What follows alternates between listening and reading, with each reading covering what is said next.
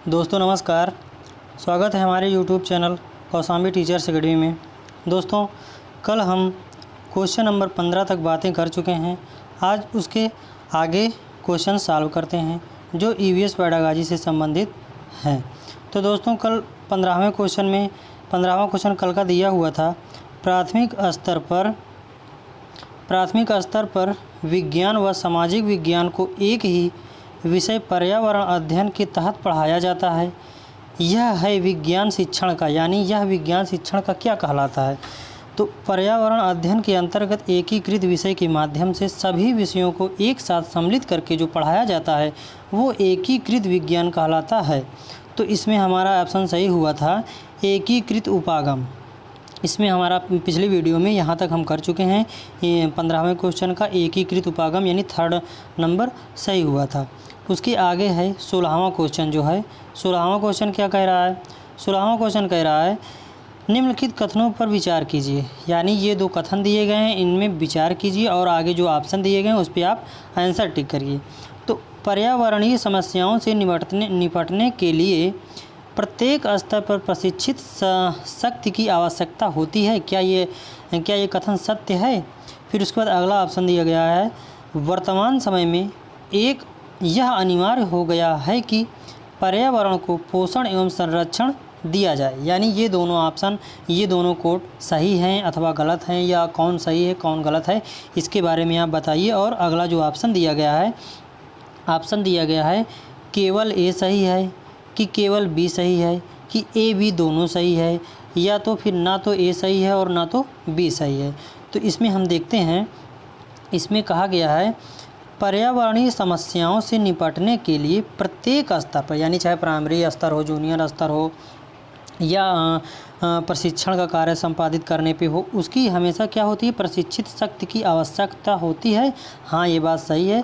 पर्यावरणीय जो समस्या है, आजकल पर्यावरण बहुत दूषित हो रहा है, इस समस्या को निपटने के लिए प्रत्येक स्तर पर, चाहे जूनियर हो, प्राइमरी हो, प्रशिक्षित, नॉन प्रशिक्षित, हर स्तर पर उसको क्या करना चाहिए? प्रशिक्षित शक्ति की आवश्यकता, यानी सभी प्रशिक्षित लोगों को यदि हम प्रशिक्षित कर देंगे तो वो क्या करेंगे? पर्यावरणीय समस्या से वो निपट सकते हैं। तो ये ऑप्शन हमारा सही है। उसके बाद बी ऑप्शन क्या कह रहा है? बी कोट है वर्तमान समय में, यानी इस समय जो वर्तमान समय परिस्थिति जो बनी हुई है, यह अनिवार्य हो गया है कि पर्यावरण को पोषण व संरक्षण दिया जाए। सही बात है। क्यों? क्योंकि इस समय वर्तमान समय स्थिति ऐसी बनी हुई है कि देखते हैं बहुत पर्यावरण की दयनीय स्थिति हो रही है। रिवर जो नदी हैं पूरी प्रदूषित होती जा रही हैं। इसलिए क्या है, इसमें क्या करना चाहिए? पर्यावरण को पोषण संरक्षण दिया जाना चाहिए। हाँ, ये बात भी अनिवार्य है, तो ये बात भी ज़रूरी है। तो हमारा ऑप्शन हो जाएगा ये ऑप्शन चला जाएगा 3rd ऑप्शन, ए और बी दोनों। इसका हो जाएगा किसका? ये 16वां का हो जाएगा 3rd नंबर, ए और बी दोनों, यानी ये दोनों ही ऑप्शन सही है। फिर उसके बाद अगला है 17वां क्वेश्चन क्या कह रहा है? राष्ट्रीय शिक्षा नीति 1986 के विषय में कौन सा कथन सही है? यानी राष्ट्रीय शिक्षा नीति 1986 के विषय में कौन सा कथन सही है? ये 2 कथन दिए गए हैं। पहला कथन है पर्यावरण शिक्षा को सभी स्तरों पर समाहित करना चाहिए। ये क्या सही है या गलत है? दूसरा ऑप्शन दिया गया है पर्यावरण संबंधी सरोकार के प्रति जागरूकता पैदा करना चाहिए। हाँ, तो इसमें क्या हो जाएगा? तो इसमें ऑप्शन दिया है, वो अगले में ऑप्शन दिया गया है दोस्तों। तो देखते हैं उसको कौन सा ऑप्शन है। तो ये है ये। उसके बाद था इसमें तीन कथन भी दिए गए हैं। तीसरा कथन है मानवीय विकार के लिए शांतिपूर्वक माहौल तैयार करना चाहिए। क्या ये तीनों सही है या तीनों में से कोई नहीं सही है, या इसमें से एक सही है? तो देखते हैं हम। इसमें कहा गया है राष्ट्रीय शिक्षा नीति 1986 के विषय में जो है कौन सा कथन सही है? पर्यावरण शिक्षा को सभी स्तरों पर समाहित करना चाहिए। सही बात है, ये 100% सही है कि पर्यावरण शिक्षा को सभी स्तरों पर समाहित करना चाहिए, क्योंकि आजकल पर्यावरण की दयनीय स्थिति होती चली जा रही है। इसलिए क्या है, ये पर्यावरण शिक्षा को सभी स्तरों पर समाहित करना चाहिए। उसके बाद अगला है पर्यावरण संबंधी सरोकार के प्रति जागरूकता पैदा करना चाहिए। ये भी बात 100% एकदम सही है। फिर आगे है तीसरा ऑप्शन जो दिया है, मानवीय विकारों के लिए शांतिपूर्ण माहौल बनाना चाहिए। ये मानवीय विकास के लिए शांतिपूर्वक माहौल तैयार करना चाहिए या माहौल बनाना चाहिए, ये भी बात सही है।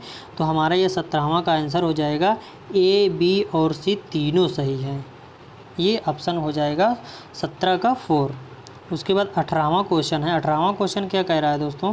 18वां क्वेश्चन कह रहा है, एकीकृत पर्यावरण अध्ययन के लिए या पर्यावरण अध्ययन के विषय में कौन सा कथन सही है। यानी इसमें कौन कौन से कथन सही हैं जो कथन दिए गए हैं। इनमें अलग अलग विषयों के शिक्षण के स्थान पर सभी विषयों के सम्मिलित रूप या सम्मिलित स्वरूप के शिक्षण पर जोर दिया जाता है। हाँ, ये बात सही है। हम आपको बता चुके हैं कि पर्यावरण जो है एक एकीकृत विषय है, इसमें कई विषयों को सम्मिलित रूप से अध्ययन कराया जाता है। तो ये ऑप्शन सही है। उसके बाद अगला दिया है, दूसरा बी में दिया है, एकीकृत उपागम व्यावहारिक ज्ञान पर भी जोर देता है। तो एकीकृत उपागम क्या व्यवहारिक ज्ञान पर भी जोर देता है, आप बताइए। तो एकीकृत उपागम जो है व्यवहारिक ज्ञान पर भी 100% जोर देता है। उसके बाद सी क्या कह रहा है, यह उपागम छात्रों के साथ साथ शिक्षकों के लिए भी उपयोगी होता है। हाँ, क्योंकि जब शिक्षक प्रशिक्षित होगा, पर्यावरण उपागम के सभी विषयों को समझेगा, जानेगा, तभी वो छात्रों को अच्छी शिक्षा दे पाएगा। तो ये क्या है, यह उपागम छात्रों के साथ साथ शिक्षकों के लिए भी उपयोगी होता है। यानी हमारा ये तीनों सही है, ए, बी और सी। तो जिसमें ए, बी और सी होगा वही हमारा आंसर हो जाएगा। तो ये ऑप्शन नंबर 4 जो दिया गया है, ए, बी और सी, यही हमारा आंसर हो जाएगा। उसके बाद 19वां क्वेश्चन क्या कह रहा है? 19वां क्वेश्चन कह रहा है, एकीकृत उपागम के अंतर्गत पाठ्यक्रम निम्न में से किस सिद्धांत पर आधारित होने चाहिए। यानी एकीकृत उपागम के आधार पर पाठ्यक्रम जो होते हैं वो किस सिद्धांत पर आधारित होने चाहिए। पहला सिद्धांत का जीवन केंद्रित सिद्धांत पर होनी चाहिए, या फिर व्यवहारिक पक्ष के सिद्धांत पर होनी चाहिए, या फिर विषयों की समन्वित इकाई के सिद्धांत पर होनी चाहिए। उसके बाद ये ऑप्शन दिए गए हैं, तो इसमें कौन सा सही है? केवल ए सही है कि केवल बी सही है कि केवल सी सही है कि उपरोक्त सभी सही हैं। तो इसमें थोड़ा सा फिर से एनालिसिस करते हैं। एकीकृत उपागम के अंतर्गत पाठ्यक्रम निम्नलिखित में से किस सिद्धांत पर आधारित होने चाहिए। यानी जीवन केंद्रित होने चाहिए। उसके बाद ऑप्शन है व्यवहारिक केंद्रित होनी चाहिए, यानी जीवन केंद्रित होने चाहिए। 100% सही है, क्योंकि जो सिद्धांत जो होता है जीवन केंद्रित होना चाहिए। व्यवहारिक भी होनी चाहिए और सभी विषयों की, यानी विषयों की समन्वित इकाई होनी चाहिए, यानी सभी विषयों को एक साथ करके बच्चों को ज्ञान उपलब्ध करवाना चाहिए। तो यानी हमारा ए, बी और सी तीनों सही है। तो किसमें है? ये ऑप्शन नंबर 4, उपरोक्त सभी सही है। उसके बाद क्वेश्चन 20 क्या कह रहा है, एकीकृत उपागम जो है की व्यवस्था करते समय क्या क्या ध्यान देना चाहिए। एकीकृत उपागम की व्यवस्था करते समय क्या क्या ध्यान देना चाहिए। तो क्या क्या ध्यान देना चाहिए? पहला है विषय वस्तु को सरल से कठिन की ओर संगठित करने में ध्यान देना चाहिए, या फिर पाठ्यक्रम की विभिन्न इकाइयों को क्रमबद्ध रूप से व्यवस्थित करने में व्यवस्था करते समय ध्यान देना चाहिए एकीकृत उपागम में, या फिर मंद बुद्धि एवं पिछड़े छात्रों की अधिगम गति को बढ़ाना चाहिए, या फिर उपरोक्त सभी। तो इसमें क्या हो जाएगा, एकीकृत उपागम यानी सभी विषयों को जब इकट्ठा करके जब पढ़ाया जाता है तो व्यवस्था करते समय हमें किस बात का ध्यान देना चाहिए। तो हमें जो है एकीकृत उपागम की व्यवस्था करते समय इन तीनों विषयों का, इन तीनों ऑप्शनों का ध्यान देना चाहिए। विषय वस्तु को सरल से कठिन की ओर बनाना चाहिए। क्यों? क्योंकि जब सरल से या कठिन की ओर आप बनाएंगे तो जब बच्चा छोटी छोटी इकाइयों को, छोटे छोटे शब्दों को जानता रहेगा, तभी वो कठिन शब्दों को जानने में उसको सहयोग मिलेगा। उसके बाद पाठ्यक्रम विभिन्न इकाइयों को क्रमबद्ध तरीके से व्यवस्थित करना चाहिए। ऐसा नहीं है कि पहले हार्ड रख दिए, फिर इजी चैप्टर रख दिए, फिर हार्ड, फिर इजी, यानी एक क्रमबद्ध, पहले थोड़ा सा सरल, फिर उससे थोड़ा सा कठिन, फिर उससे थोड़ा सा कठिन, ऐसे क्रमबद्ध तरीके से रखना चाहिए। उसके बाद मंद बुद्धि एवं पिछड़े बालकों को जो होता है अधिगम गति को बढ़ाना चाहिए। यानी जो बच्चे समझ पा रहे हैं या जो थोड़ा कम समझ पा रहे हैं उनके क्या करना चाहिए, मंद बुद्धि एवं पिछड़े बालकों की अधिगम की गति जो है बढ़ाने का जो प्रयास करना चाहिए। तो हमारा ऑप्शन सही हो जाएगा 20 का डी ऑप्शन, या तो 4 ऑप्शन हमारा सही हो जाएगा। उसके बाद 21वां क्वेश्चन क्या कह रहा है, छात्रों को पर्यावरण अध्ययन की सभी शाखाओं को एक साथ पढ़ाने हेतु कौन सा उपागम सर्वश्रेष्ठ होता है। यानी छात्रों को पर्यावरण अध्ययन की सभी शाखाओं को एक साथ पढ़ाने हेतु कौन सा उपागम सर्वश्रेष्ठ, यानी सबसे ज़्यादा अप्रोप्रिएट कौन सा ऑप्शन कर रहा है उसको आपको छांट कर बताना है। तो चक्राकार उपागम या अध्यापक केंद्रित उपागम या एकीकृत उपागम या स्व अनुदेशन उपागम के द्वारा बालकों को अध्ययन करवाना चाहिए।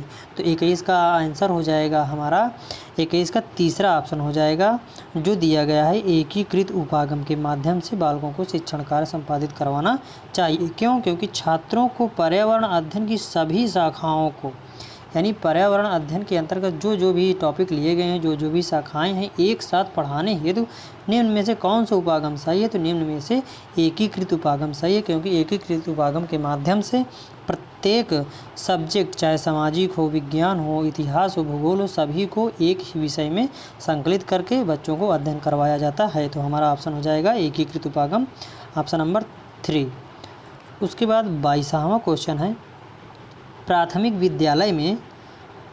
विद्यालय में विज्ञान संग्रहालय बनाने का सबसे प्रमुख उद्देश्य क्या होता है। यानी जब प्राथमिक विद्यालय में विज्ञान का संग्रहालय बनाएंगे तो उसको बनाने के लिए क्या हमारा मुख्य उद्देश्य होना चाहिए। इन चारों में से आपको छांट के बताना है। तो पहला है पाठों को शीघ्रतापूर्वक दोहराने के अवसर देना, या दूसरा ऑप्शन है व्यक्तिगत शिक्षा के अवसर प्रदान करना, या तीसरा ऑप्शन है छात्रों में अवलोकन तथा संग्रह करने की आदत डालना, या चौथा ऑप्शन है विज्ञान अध्ययन या अध्यापन में धन की बचत करना। धन की बचत करना एकदम रॉन्ग हो जाएगा, क्योंकि धन की बचत करना मान लीजिए एक निगेटिव टैग वर्ड भी इसमें काम दे सकता है। तो ये धन की बचत करना जो है गलत हो जाएगा, तो ये ऑप्शन छट जाएगा। उसके बाद बचे 3 ऑप्शन। तो इसमें से पहला है पाठों को शीघ्रतापूर्वक दोहराने के अवसर। तो देखिए एक पॉजिटिव टैग वर्ड माना जाएगा, लेकिन पाठ्य पुस्तक जो होता है एक निगेटिव टैग वर्ड होता है, और शीघ्रतापूर्वक दोहराने का हम काम नहीं करेंगे। बच्चे जो होते हैं धीरे धीरे ही सीखते हैं। उसके बाद बचे 2 ऑप्शन। तो 2 ऑप्शन में व्यक्तिगत शिक्षा के अवसर प्रदान करना। किसी को व्यक्तिगत शिक्षा के अवसर नहीं प्रदान करना चाहिए। छात्रों को इकट्ठा करके जो कमज़ोर है और जो तेज़ है उसको साथ साथ लेके चलना चाहिए। तो तीनों ऑप्शन कट गए, तो हमारा ऑप्शन 3 सही हो जाएगा। छात्रों में अवलोकन करने, यानी जो अवलोकन करने तथा संग्रह करने की आदत डालना चाहिए। जब बच्चे संग्रहालय में जाएंगे, वहाँ की वस्तुओं का अवलोकन करेंगे, तो उनके अंदर जो एक अवलोकन करने की शक्ति आएगी, परीक्षण करने की शक्ति आएगी, और संग्रह यानी उस प्रकार की वस्तुओं को इकट्ठा करने में और ढूंढ कर उसको लाने में, संग्रह करने में बच्चों को आदत डालने का हम लोग प्रयास करेंगे। तो हमारा ऑप्शन हो जाएगा ऑप्शन 22 का 3। उसके बाद 23वां क्वेश्चन क्या कह रहा है।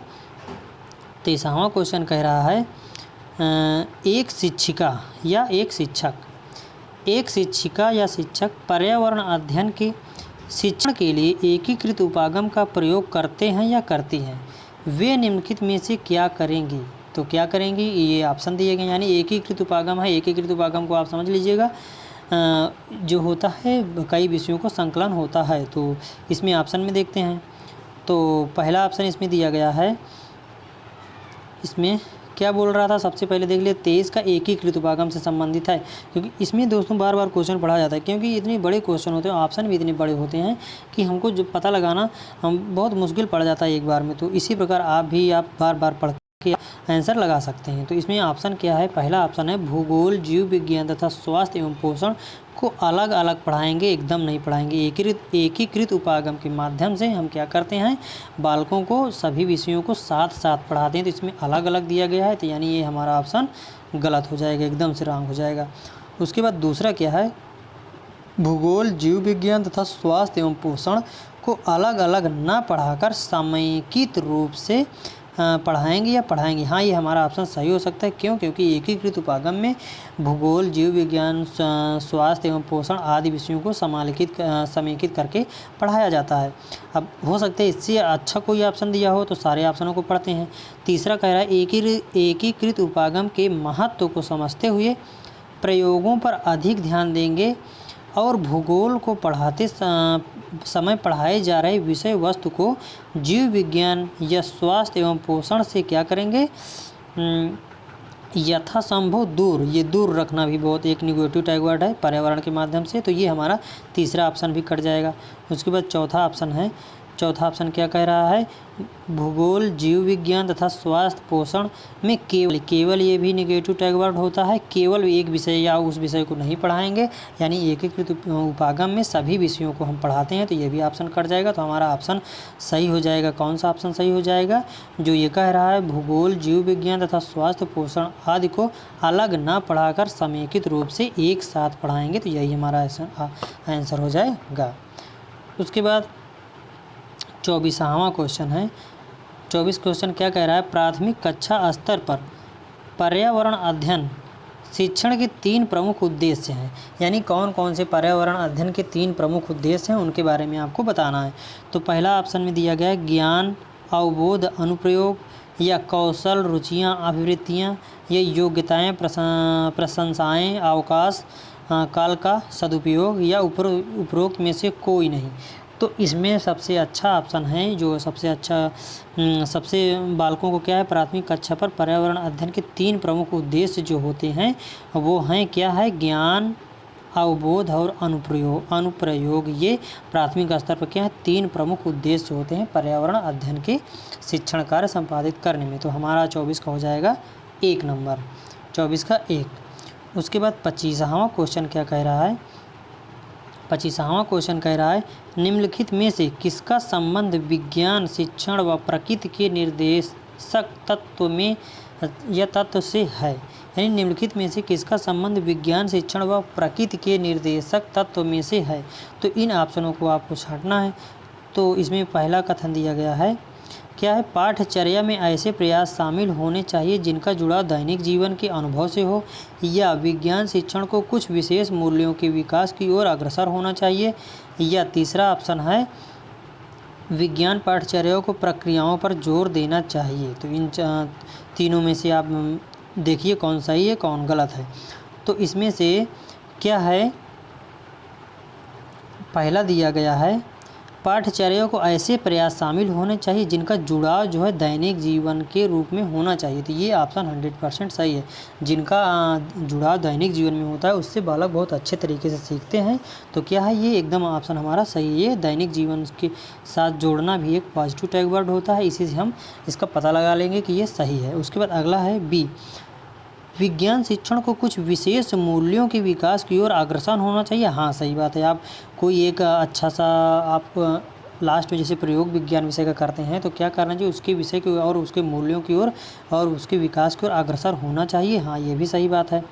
उसके बाद सी नंबर दिया गया है विज्ञान पाठचर्या को प्रक्रियाओं पर अधिक जोर देना चाहिए। हाँ, जैसे विज्ञान आप पढ़ा रहे हैं तो उसको प्रैक्टिकल करने पर भी जोर दिया जा सकता है। तो ये भी हमारा ऑप्शन सही हो जाएगा। तो हमारा ए, बी और सी तीनों सही है। तो 25 का कौन सा हमारा सही हो जाएगा, 25 का चौथा, ए, बी और सी सभी सही हो जाएंगे। उसके बाद 26वां क्वेश्चन क्या कह रहा है, निम्नलिखित में से कौन सा कथन सत्य है, यानी इनमें से कौन सा कथन सत्य है। ए नंबर कह रहा है वर्ष 1977 में ईश्वर भाई पटेल की अध्यक्षता में एक रिव्यू समिति गठित की गई थी, क्या ये बात सत्य है। और दूसरा नंबर कह रहा है राष्ट्रीय शिक्षा नीति वर्ष 1986 में आई थी, या फिर तीसरा कह रहा है NCF वर्ष 1988 में आई थी। इनमें से कौन कौन से ऑप्शन सही हैं आपको बताना है। तो इसमें से ए और बी ऑप्शन सही है। कैसे सही है देखते हैं। वर्ष 1977 में जो है ईश्वर भाई पटेल की जो अध्यक्षता हुई थी, ये रिव्यू समिति गठित की गई थी, ये बात 100% सही है। उसके बाद राष्ट्रीय शिक्षा नीति जो है 1986 में आई थी, ये भी बात सही। लेकिन NCF जो है वर्ष 1998 में नहीं आया था, ये NCF 2005 में आया था, या NCF 2009 ये सब आया था, लेकिन ये इसमें 1998 में लिखा है, ये बात गलत है। तो ए और बी हमारा सही हो जाएगा। तो ए और बी हमारा ऑप्शन नंबर 1 में है, तो यही सही होगा। उसके बाद 26 के बाद 27वां क्वेश्चन है। 27वां क्वेश्चन क्या कह रहा है, निम्नलिखित में से क्या एक सामाजिक अध्ययन की विशेषता नहीं, यानी निम्नलिखित में से क्या एक सामाजिक अध्ययन की विशेषता नहीं है, यानी कौन सा एक नेगेटिव, इसमें नेगेटिव छांट लीजिए, सारा आपका अपने आप आंसर सही हो जाएगा। तो तीन तो पॉजिटिव होंगे, एक नेगेटिव होगा, क्योंकि विशेषता नहीं है पूछ रहा है, इसको हमेशा आपको ध्यान देना पड़ेगा। तो उसके बाद क्या है, सामाजिक अध्ययन मानव जीवन को प्रधानता देता है। हाँ सही बात है, 100% सही है, तो मानव जीवन को प्रधानता देता है। उसके बाद सामाजिक अध्ययन इतिहास, भूगोल, अर्थशास्त्र तथा नागरिक शास्त्र का एक संघ है, ये भी बात सही है।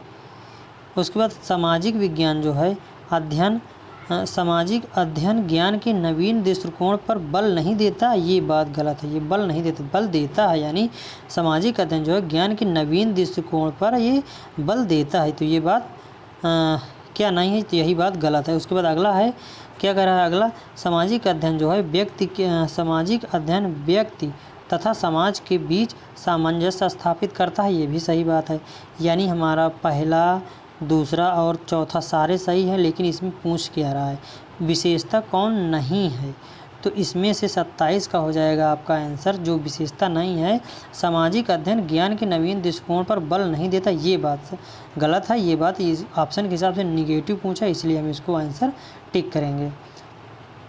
उसके बाद 28वां क्वेश्चन क्या दिया है, 28वां क्वेश्चन है पर्यावरण शिक्षा का मुख्य जोर जो है, पर्यावरण शिक्षा का मुख्य जोर विद्यार्थियों को अपनी वास्तविक दुनिया जिसमें वे रहते हैं जो ... और ... हैं से रूबरू कराना होता है। किसके बीच से रूबरू कराना होता है, किसको, विद्यार्थियों को। तो पहला ऑप्शन दिया है प्राकृतिक और राजनीतिक के वास्तविक दुनिया से प्राकृतिक और राजनीतिक को रूबरू कराना होता है, या आर्थिक एवं प्राकृतिक को रूबरू कराना होता है, या फिर प्राकृतिक और सामाजिक से होना रूबरू कराना होता है, या फिर सामाजिक एवं आर्थिक। तो एक बात हम आपको ट्रिक बता दे रहे हैं, जिसमें भी आर्थिक होगा वो 100% बालकों के लिए नहीं होता, ये गलत हो जाएगा। उसके बाद क्या बचा, प्राकृतिक और राजनीतिक, और प्राकृतिक और सामाजिक। बच्चे जो है राजनीतिक से, बच्चों से में जो है राजनीतिक का कोई लेना देना नहीं होता, तो ये भी ऑप्शन कट जाएगा, हमारा ऑप्शन हो जाएगा ऑप्शन नंबर 3, प्रकृति और सामाजिक जीवन जो से रूबरू कराना होता है। अब इसको फिर से एक क्वेश्चन दोबारा पढ़ लेते हैं। पर्यावरण शिक्षा का मुख्य जोर विद्यार्थियों को अपनी वास्तविक दुनिया जिसमें वे रहते हैं जो, इसमें देखिए प्राकृतिक और सामाजिक हैं से रूबरू कराना होता है।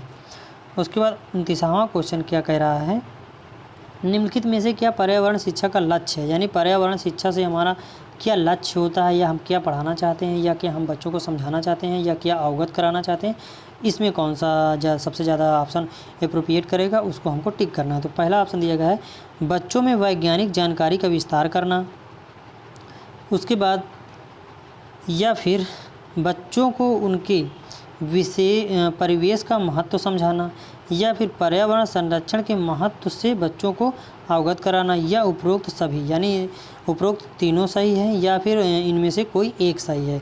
तो इसमें से क्या होता है कि बच्चों में वैज्ञानिक जानकारी का विस्तार करना होता है, क्या पर्यावरण शिक्षा का लक्ष्य होता है। क्यों, क्योंकि पर्यावरण में सभी विषयों को समेकित रूप से पढ़ाया जाता है, तो उनका वैज्ञानिक दृष्टिकोण जो है मजबूत होता है, तो ये ऑप्शन सही है। उसके बाद बच्चों को उनके परिवेश का महत्व समझाना, ये भी है, बच्चों जिस पड़ोस में बच्चे रह रहे हैं वो परिवेश कैसा है, उसका महत्व क्या है, ये सब चीज़ को रूबरू कराना भी पर्यावरण शिक्षा का लक्ष्य होता है, तो ये भी सही है। फिर उसके बाद पर्यावरण संरक्षण के महत्व को जो है बच्चों को अवगत कराना होता है, ये भी बात सही, यानी उपरयुक्त सभी ऑप्शन ये सही हो जाएंगे। उसके बाद 30वां क्वेश्चन है,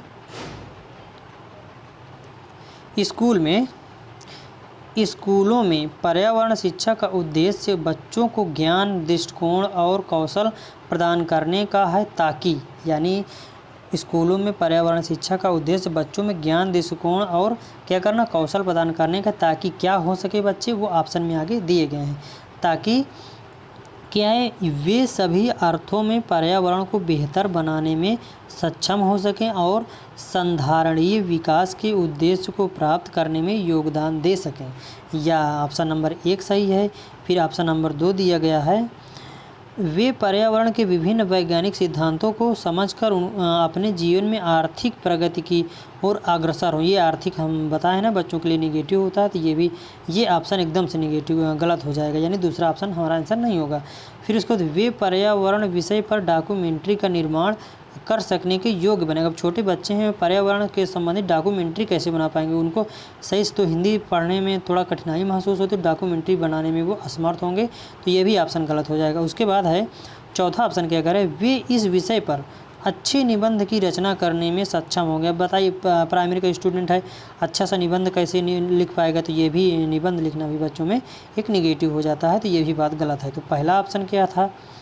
तो पहला ऑप्शन में था वे सभी अर्थों में पर्यावरण को बेहतर बनाने में सक्षम हो सके और संधारणीय विकास के उद्देश्य को प्राप्त करने में योगदान दे सकें। ये बात हमारा 100% सही होता है। किसमें?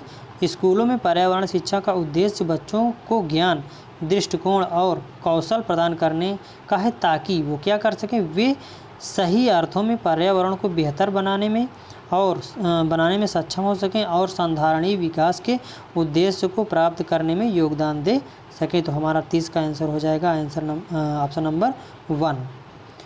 उसके बाद 31 नंबर क्वेश्चन क्या कह रहा है? 31वां क्वेश्चन कह रहा है पर्यावरण शिक्षा से संबंधित अवधारणाएं बहुतायत में डैश इस पाठ्य पुस्तकों में पाई जाती हैं। अब किस में पाई जाती हैं उसको आप बताना है। जो पर्यावरण शिक्षा संबंधी अवधारणाएं होती है बहुतायत रूप से किस पाठ्य पुस्तक में या किस विषय में पाई जाती हैं? जीव विज्ञान एवं रसायन विज्ञान में पाई जाती हैं, या फिर भौतिक एवं भूगोल में पाई जाती हैं, या अर्थशास्त्र एवं सामाजिक शास्त्र में पाई जाती हैं, या सामाजिक विज्ञान में पाई जाती हैं, या उपरोक्त सभी में पाई जाती हैं। तो हम ये भी बता चुके हैं पर्यावरण एकीकृत विषय है जिसमें इन सभी विषयों को सम्मिलित रूप से अध्ययन कराया जाता है छोटे बच्चों को। तो ऑप्शन हमारा आंसर नंबर 4 हो जाएगा, 100% सही है। उसके बाद क्वेश्चन नंबर 32 क्या कह रहा है? क्वेश्चन नंबर 32 जो कह रहा है एक सुमेलित करने के लिए दिया गया है कोठारी आयोग, बेसिक शिक्षा आयोग, पर्यावरणीय शिक्षा, उसके बाद आगे सन दिया है 1930, 1964, 1937। तो इसमें कौन सा सही है? सही मिलान करके आपको कोड को बताना है। तो इसमें आप मिला सकते हैं। तो इसमें जो है, इसमें देखिए कोठारी आयोग जो है कब हुआ था? 1964 ईस्वी में कोठारी आयोग पारित हुआ था। उसके बाद बेसिक शिक्षा विभाग का गठन कब हुआ था? बेसिक शिक्षा विभाग का गठन जो है कब हुआ था? तो बेसिक शिक्षा विभाग का गठन जो है 1937 ईस्वी में हुआ था। पर्यावरणीय शिक्षा 1930 ईस्वी में हुआ था। तो इसमें से कौन सा सही हो जाएगा? तो सॉरी दोस्तों, ये गलत हो गया है, जो कि ऑप्शन नंबर 4 है। इसमें ऑप्शन के हिसाब से मिला लेंगे। कोठारी आयोग जो है 1964 ईस्वी में हुआ था। हम थोड़ा बताने की दूसरी चीज़ बोलने के चक्कर में इसको गलत कर दिए थे। तो कोठारी आयोग जो है 1964 ईस्वी में आया था। फिर उसके बाद बेसिक शिक्षा विभाग जो है 1937 ईस्वी को आया था। उसके बाद पर्यावरणीय शिक्षा 1930। हाँ वही तो था, सही तो था, कोई दिक्कत नहीं है। तो इसमें क्या हो जाएगा? ऑप्शन नंबर पहला किससे मिला है? ऑप्शन नंबर पहला नंबर कोठारी आयोग दूसरे से मिला है, फिर बी नंबर किससे मिला है? तीसरे से मिला है, फिर सी नंबर पर्यावरणीय शिक्षा जो आई थी 1930 ईस्वी में आई थी। हमारा आंसर हो जाएगा ऑप्शन नंबर 4। उसके बाद निम्नलिखित में से कौन सी अंतर्राष्ट्रीय एजेंसियां पर्यावरणीय शिक्षा के कार्यक्रमों के लिए सहयोग देती हैं? कौन कौन सी ऐसी एजेंसियां हैं या कौन कौन सी जो एजेंसियां हैं जो पर्यावरण शिक्षा के कार्यक्रमों के लिए सहयोग प्रदान करती हैं? सहयोग राज्य प्रदान करती हैं या सहयोग प्रदान करती हैं? बात एक ही है। तो पहला दिया है यूनेस्को, दूसरा दिया है यूनिसेफ, तीसरा दिया है विश्व बैंक, चौथा दिया है यूनेप। यानी कौन कौन सी एजेंसियां इसमें हैं जो क्या है पर्यावरणीय शिक्षा के कार्यक्रमों के लिए सहयोग प्रदान करती हैं। तो ये चारों एजेंसियां जो हैं हमको पर्यावरणीय जो है कार्यक्रम में आर्थिक रूप से चाहे किसी भी रूप से मदद करने का काम करती हैं। तो 33 नंबर का हमारा हो जाएगा ABCD, चारों ऑप्शन सही हो जाएंगे। उसके बाद 34 क्वेश्चन है, निम्नलिखित कथनों पर विचार कीजिए। 34 नंबर कह रहा है निम्नलिखित कथनों पर विचार कीजिए। तो ऑप्शन 1 पर्यावरणीय उन्मुखी योजना वर्ष 1988 ईस्वी में मानव संसाधन विकास मंत्रालय द्वारा शुरू की गई थी। उसके बाद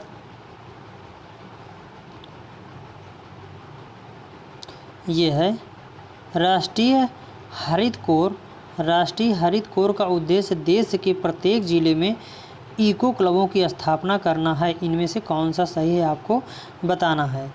तो चलिए फिर से देखते हैं उसको। इसमें दिया गया था निम्नलिखित कथनों पर विचार करना था। तो पर्यावरणीय उन्मुखी योजना वर्ष 1988 ईस्वी में मानव संसाधन विकास मंत्रालय द्वारा शुरू हुई थी। हाँ, ये बात सही है। जो पर्यावरण उन्मुखी योजना थी जो वो 1988 ईस्वी में मानव विकास मंत्रालय द्वारा शुरू की गई थी। तो ये 34 का पहला सही है। उसके बाद ये बी नंबर में जो दिया है, बी नंबर में दिया है राष्ट्रीय हरित कोर। राष्ट्रीय हरित कोर का उद्देश्य देश के प्रत्येक जिले में इको क्लबों की स्थापना करना होता है। ये भी बात 100% सही है। तो इसीलिए हमारा दोनों ए और बी दोनों ऑप्शन सही हैं। तो हमारा कौन सा आंसर हो जाएगा? ऑप्शन नंबर 3, ए और बी दोनों हमारा सही है। उसके बाद अगला है क्वेश्चन नंबर 35।